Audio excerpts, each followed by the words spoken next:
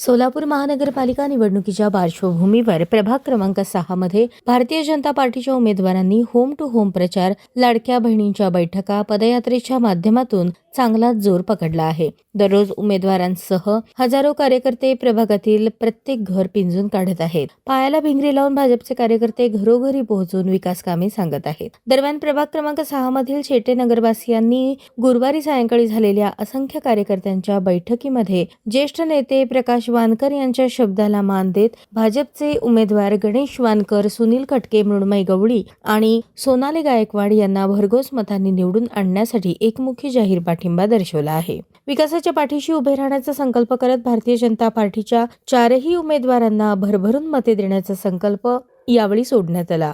परिसरामध्ये सुरक्षिततेच्या दृष्टिकोनातून सीसीटीव्ही कॅमेरे, उद्यान, ओपन जिम, वॉकिंग ट्रॅक आदी अडचणी या भागाचे निष्णात वकील महेश जगताप यांनी मांडल्यानंतर ज्येष्ठ नेते प्रकाश वानकर यांनी सर्वांना मागण्या सोडवण्याचा शब्द सर्वांसमक्ष दिला. मागील पंचवार्षिक निवडणुकीत निवडून आल्यानंतर नगरसेवक गणेश वानकर यांनी या भागात विकास कामे केली आहेत.